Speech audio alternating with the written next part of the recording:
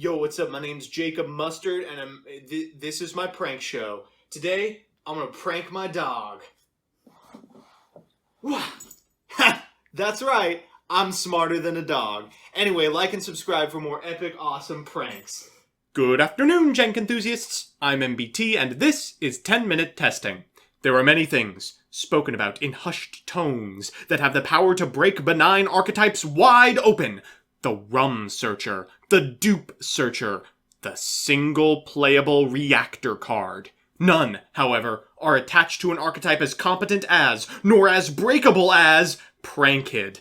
And lo and behold, they're receiving their holy grail in PHRA. Let's take a look at Prankids. But first, if you're on the fence about subscribing, let me sweeten the pot for you. Click that little button below the video and I'll release the hidden Prankid Link 3. So here's the list, and oh no. Sometimes you look at a list, realize it's just playables all the way down, and weep. As always, I'll give you a background about the archetype, a little bit of a discussion about what I hope the deck can do, and of course, the card by card. But first, this video is sponsored by Yu-Gi-Oh! Pro Deck. Yu-Gi-Oh! Pro Deck is an online strategy site for our mutual favorite card game. It's got a deck builder, card database, and a wealth of strategy articles. It's also where I post the Quarantine Series deck breakdowns, so give it a look at www.ygoprodeck.com. With that, let's peek at Prankid. Prankid is a series of troublemaking toddlers with an interesting gimmick. If they're used as material for their Link or Fusion monsters, you're able to summon another Prankid from deck, once for each type of child. This, gets out of hand pretty much immediately if you're allowed to Link climb from a 1 to a 2 to 3 materials plus a search. Their payoffs are nothing to sniff at either. They have a fusion monster that's a Raigeki, and a Link monster that's Harpy's Feather Duster, and a whole host of fusions and support designed to make plays on your opponent's turn and insulate your Prankids from battle and effect pops in the process. Add to that the fact that Prankid's Cat removes the boss's tribute costs, and you can realistically access 2 quick effect Raigekis and a Harpy's Feather Duster every turn. Of course, that doesn't even mention the playmaking potential of these monsters in conjunction with already powerful single cards. You'd think Link laddering lads this strong would have a Xenolock, anywhere, but aside from their tribal fusion spell, they don't. This means on the draw you can easily make it to access code, totally awesome, and even if you're interrupted, a Verte Anaconda for a Thunder Dragon fusion to summon their tribal Thunder monster. Its combos are 1 card, its lines are adaptable, and it's got enough room to slot in all the current format power players. This has some real potential to annoy the hell out of me. So with that, let's get into the card by card. Firstly, the Prankers. 3 Roxys, 3 Lampsies, 3 Dropsies, and 3 Fancies. Next, some hand traps, 3 Ash and 3 Nibiru. The spells, 3 Poly, 3 Pandemonium, 3 Droplets, 3 Place, and 1 apiece of Terraforming, Pranks, Thunder Dragon Fusion, Instant Fusion, 1 for 1, and Called by the Grave. For traps, we're on 3 Infip and a Plan. In the extra, we're on 2 Butler, 2 Rocket, Weather Washer, Toad, Roaster, Access Code, Unicorn, 2 Doodle, Bow Wow, Verte, and 2 Cat. So with that, let's jump into the games. Our first match is up against a Merrick Ishtar roleplayer. I apologize to anyone who is interested in a Winged Dragon of Ra 10-minute testing. This is as close as you're going to get. Our hand is very interesting. It's already got a Pandemonium in it, and over the course of a normal Prankid combo, you're going to get access to not only Pandemonium, but also Plan. Because of that, our opener is going to function a little bit differently than it would normally. We'll lead with a copy of Place to get a Lampsies to hand, then normal summon a copy of Lampsies to make a Prankid's meow-meow. We'll trigger the effect of Lampsies, dealing 500 to our opponent and summoning a Dropsies, and that's time in the round, as we trigger the effect of Dropsies in sequence with a Doodle-Do so it's blocked by Ash. We'll go for a copy of Fancies and fire off a Pandemonium before Doodle-Do activates its effect, so we can activate the effect of Fancies for Roxys and Rocket Ride to bring back the Doodle-Do, which at resolution we can activate in order to add all the cards we want back to our grip. We're going to take a Fancies and a copy of Pandemonium as we go into a copy of Bow Wow Bark and trigger the effect of Roxys in Graveyard. We'll summon a Droplet, set 3, and pass back to our opponent. In draw phase, we'll trigger the effect of Bow Wow Bark so we have the material all in hand for a copy of Battle Butler. Our opponent will go for a Bigfoot. They hit it, but unfortunately, our monster can't be destroyed by card effects. They'll go for a copy of Reactor Slime. I will chain Pandemonium. This allows us to have a copy copy of Battle Butler on resolution, and once my opponent has monsters on their side of the field, we'll trigger the effects of Fancies, Lampsies, Dropsies, Place, and Battle Butler, wiping their field and filling ours. At end of main, we could flip Plan to go into a copy of Roaster, but I figure no reason to. I'd rather have the damage if I've already got the Harpy's Feather Duster in hand. I fire it off. Our opponent chains a copy of Metal Reflect Slime, but no big deal. We'll go into a copy of Doodle Doe. We'll trigger its effect in order to get a Pandemonium to hand. We'll summon from our deck a copy of Lampsies and a copy of Dropsies as we send the material. That allows us to make a Totally Awesome and a Verte Anaconda, which we will use to send a copy of Thunder Dragon Fusion and make our second copy of Battle Butler. We're going to use Place to increase their attack and proceed to do lethal. So that's how the deck performs on the play, but what does it do on the draw? Our opponent for Game 2 is playing Hero, a very powerful setup deck. Unfortunately, not very good in the face of double infinite impermanence. God, they even drew the triple tactical talents, but we drew the trap card of all things.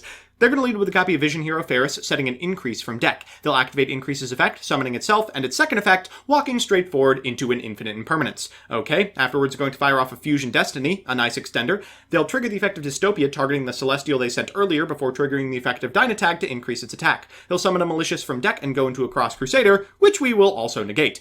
That will be the end of their turn, and we should be able to establish a winning board position from here. For turn, we draw another copy of Forbidden Droplet. Fun! We'll use Place's effect for a Roxy's before normal summoning a Dropsies and going into a meow-meow. We'll trigger Place so we can effectively play around Ash Blossom, and we'll Forbidden Droplet as our opponent tries to destroy our meow-meow. We'll gain 1,000 life points and get a Fancies from deck before going into a Doodle Doe and triggering in such a way that we are guaranteed to get Pandemonium to hand. Afterwards, we're going to fire off the Pandemonium, not yet using the Roxy's in our hand, to trigger the effect of both Rocket Ride and the Lamp in sequence to play around Ash for the last time. Unfortunately, the 500 damage does get them back the increase, and they're able to trigger it as I trigger the effect of the Rocket Ride. We'll bring back both Doodle Doe and Fancies. Our opponent goes for a Vion, then triggers the effect of Vion to send a copy of Shadow Mist. That'll get a copy of Adusted Gold to their hand. We'll activate Doodle Doe to get back both Plan and Pandemonium before going into a Bow Wow Bark and triggering the effect of Roxy's. Wow, and a Biru off the top. We'll walk over the Cross Crusader, set 2, and pass back to our opponent. In draw phase, we'll activate the effect of Bow Wow Bark in order to get the red and the blue back to hand, so we have all the material necessary for Battle Butler. Our opponent's going into another Cross Guy. They're going to bring back this copy of Malicious and use its effect to get a copy of Liquid Soldier. They'll normal summon the Liquid Soldier to special summon back the Shadow Mist and trigger her effect in order to get a copy of Mask Change. We are going to have to contend with Dark Law. It's very bad as our prank kids don't float if they're not sent to the graveyard. They'll fire off a Dark Calling afterwards for a Malicious Bane and go into a Dread Decimator. Unfortunately, they have not read Bow Wow Bark. They're going to go for a second Fusion Destiny, and we'll activate Nibiru as they attempt to leave the main phase. Now that's a huge token, but we should have no problem. They're going to draw 2 cards, one of which is an E-Emergency Call that gives them the Stratos necessary to summon another Ferris. They have not yet activated Increase this turn, so they will do it now, summoning Increase and then activating its effect to summon a copy of Vion from deck. They'll activate Vion's effect in order to send a copy of Stratos and then get a copy of Poly to hand, at which point they pass. Whew, that could have been bad. Okay, we should be able to OTK from here. We'll activate Place to get a copy of Fancies and activate Pandemonium, sending all 3 to the graveyard so that we can trigger the effect of Lampsies and Fancies and Dropsies and have a copy of Battle Butler on our side of the field. We'll get a Dropsies, a copy of Lampsies, and ideally probably a Roxy's as well. After that, they're going to trigger the effect of Increase, but no matter, we can Battle Butler to clear their field and link summon a Doodle Doe. Doodle Doe is going to get us a Pandemonium. We're going to make a Meow-Meow, trigger the effect of Roxy's, banishing the card we just drew, and then link summoning a copy of Rip-Roar and Roaster. That is very slightly over lethal. So it's time for Game 3, and you know what that means, a best of 3 versus meta. Our opponent's playing in for Noble Knight, a deck that I still don't really fully comprehend. I'm kind of banking on it getting banned before paper play resumes, so I never have to exert any sort of mastery over it. Our hand is interesting. The Thunder Dragon Fusion in the opener kind of complicates things and means we're going to play it just a little bit differently. We're going to go from Place into a copy of Lampsies. We're going to normal summon a copy of Lampsies to go into Meow-Meow and activate the graveyard effect of Lampsies to get a Dropsies. From here, we're going to link summon a copy of Doodle Doe, but we're not going to get a Pandemonium. Instead, we're going to use Doodle Doe to get a Pranks. We'll activate Pranks' effect, pitching a Fancies to get a token as we link summon a copy of Rip-Roar and Roaster. Now, with all the material in the graveyard, we can Thunder Dragon Fusion into a Battle Butler and set 2. We'll pass it back to our opponent, who will special summon a red layer and special summon a Fire Flint Lady. We'll Battle Butler now, wiping their board, at which point they red layer, putting the red layer back, and then special summon a copy of Rainout. They'll go into an Isold, which we will Infinite Impermanence. Afterwards, they're going to summon a copy of Olivier, and link summon a Link Cross, getting 2 tokens to their side of the field, but fun fact, Battle Butler isn't once per turn! That's because you have to tribute it as cost, and there's no way they'd print anything that gets around that, right? We're left with the Roaster and a Thunder Dragon Fusion in the graveyard, so this shouldn't be difficult. We'll go from Fancies into a copy of Meow-Meow, that's going to trigger the effect of Fancies, and summon from deck a copy of Lampsies. We'll go into a copy of Doodle-Doe, triggering the effect of Lampsies and the effect of Doodle-Doe, so we can get a copy of Pandemonium. I don't think we're going to actually activate the Pandemonium. Instead, we're going to get another token with Pranks and make a Bow-Wow Bark, so we can trigger the effect of Dropsies for a copy of Roxy's from deck and make an Access Code Talker. Access Code's only going to be at 43, but still should be more than enough for lethal. We'll wipe the board and then proceed to the battle phase, getting in with Rip, Roar, and Roaster. So, it's time for game 2, and oh shoot, they're going first. I take back everything I said about not wanting to play against this deck in paper. In paper, some people might be priced out of Smoke Grenade of the Thief. Our opponent's going to lead with a copy of Heritage of the Chalice. That's going to add an Ogier to hand, which they will normal summon to send a copy of GPG to the graveyard. They'll add that GPG back via the effect of Raynaud before link summoning a copy of Icehold. They'll activate the effect of Icehold, then activate the second effect, which we will meet with an Ash Blossom. From here, they're going to activate the graveyard effect of Ogier, then banish it for GPG. You are not to treat my boyfriend that way. They'll equip it with a Durandal and pass turn in 4 summons.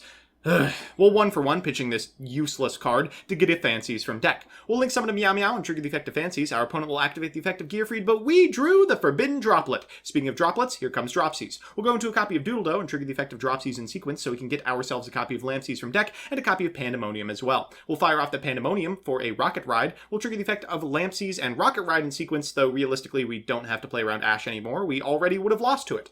We'll get a copy of Roxy's from deck and then bring back Fancies and Doodle-Doe before activating Doodle-Doe's effect to get a place we sent off the Lampsies and the Pandemonium as well. We'll go into a copy of Bow-Wow Bark and trigger the effect of Roxy's so we can banish the copy of Roxy's in hand to summon a copy of Dropsies. We'll go ahead and walk over this copy of GPG while it's still got low attack and pass back to our opponent. We'll activate the effect of Bow-Wow Bark to get the other colors back to the hand, and our opponent's going to get off to the races. They'll lead with Icehold's effect for Raynaud, and then they'll activate the effect of Raynaud to get back this copy of GPG. They'll Living Fossil back the Raynaud, and it's at this point I fire off the Pandemonium. We'll go for a copy of Battle Butler. That allows us to resolve the effect of Lampsies and Fancies and Dropsies and Place and Butler, wiping the board and summoning 3 monsters to our side of the field. I'm feeling pretty good. From this position, our opponent's going to special a red layer and fire off a Heritage of the Chalice, which we will Ash Blossom. Afterwards, they'll activate Phoenix Blade's effect in graveyard, activate Phoenix Blade, and we will Battle Butler once again. Unfortunately, Gearfried can banish from the graveyard, so it will be able to walk over one of our monsters and equip a second one, but we still should be able to win from this position, since we have a copy of Infinite and Permanent set. We draw a Nibiru for turn. Fantastic card. We'll go for Roxy's effect, banishing it, and ooh, a Polymerization. We can probably make that work. We'll activate the effect of Doodle-Doe and the effect of Place in sequence. We can get another Place. It is a hard once per turn after all, and a Lampsies from deck. We'll go Doodle-Doe in order to get the copy of Pandemonium back to hand before activating Place and getting a Roxy's. We'll fire off a Polymerization for a Rocket Ride. That's going to trigger Lampsies and Fancies and Place. That's going to deal 500 to our opponent and get a Dropsies from deck and a Lampsies as well. From here we can go into a Verte Anaconda and activate its effect to send a copy of Thunder Dragon Fusion. They'll try to negate, but we have the Infinite and Permanence. We're going to go ahead and resolve that Thunder Dragon Fusion so we get a Battle Butler, normal summon a copy of Roxy's, and proceed to get in for lethal. Wait, shoot, I miscounted. Okay, we have to do 500, but shouldn't be difficult. We can just do it with Lampsies if so needed, and they draw a Driver off the top. For turn, we draw a copy of Dropsies. I'll activate the effect of Rocket Ride. They'll activate the effect of the Gamma in their hand, and yeah, the jig is up. Okay, we'll normal summon a copy of Roxy's and go to an Access Code Talker. We'll trigger the effect of Access Code Talker, wipe their board, and then proceed to battle phase, saving us from an embarrassing comeback. So, we're back with the deck, and yeah, this is not good. This deck is extremely strong, very adaptable, and I wasn't even playing it optimally. Let's do the pros and cons. First, the pros. 1, it's consistent. This has sort of become a meme, but literally every on-theme monster gets your combo going. 2, it's got a multitude of ways to check back for Ash Blossom. In the past, Ash Blossom was this deck's greatest weakness, but the line can now be completed with activations of the Field Spell, Doodle-Doe, and Rocket to insulate your extenders. And 3, the payoffs are immense. It really feels like Burning Abyss, insofar as you're literally just playing on both players' turns. And the cons. 1, despite all the ways it checks back, it still has a fundamental weakness to Ash Blossom. There's really only so much for which you can correct.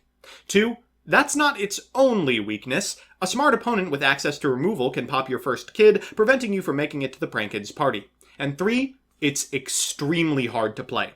Managing the multitude of effects is a nightmare, and it's very easy to miss sequence. All in all, I expect this deck to be a power player in a Post-PHRA format. That's bad news, given how long it takes to play. So that's that. As always, thanks to my patrons, MeepMoto27, Dominic Ernst, Hakuo, Alex Perea, Candyman, Koiboat275, Crispy, Dimsum05, Innercrest, King Magic Ruler, Lavender Lemonade, Meteor Mirage, Mike Carlotti, Rocky Hernandez, Rose Lapine, Seeker, Space Dandy 1993, Stevie Blunder, Tyler Slacks, Tyrese Biggums IV, Adam Trevino, Adrian Bra, Emilio Elefandi, Algis Marcin Kavicius, Alice Rethy, Andrew Benson, Andrew Horseman Linderman, Angry Bread, Apex Systems, Bailey Williams, Blake Root, Candide, Chad Bortz, Chess Prime, Chibi Gohan, Chorps Away, CJ Alex, Cobbin, Connor Kid, Dan the Man Hoban, Darcy Taves, Devin Dees, Dylan Conley, Donnie Filler, Pedistrin, Emperor Stove, Ernesto Ibarra, Fighting Fanglong, FUTR, Gamer Games, Gavin Charlie Kowski, Isaac Jackson, Jane Ya, Jared Lorman, Jason Leonard, Jeff Leonard, Jose Luis Cortez, Kabicorp Shill, Corey Hess, Kurakaze, Lawrence, Lucas Geardis, Lucky Number 5, Lucas Arizo Hansen, Meadow Edits, Mezzo Emrys, Michael Oskavark, Miyuna Arashi, Nick Extreme 99, Nix Dolores, Pro FP2, Pro Yugi Dad, Samsoon, Sean Dial, Second Standards Objective, Swag Kage, Yuri's Best, Zach Jinchusky, Zach McKee, Bleh, Dive Missile, Picnic Blasted, This Machine 237, TJ Steakhouse, and Yuki A. If you like what you see, please consider subscribing. And if you want to be part of the process, consider following me on Twitch as well. See you next time.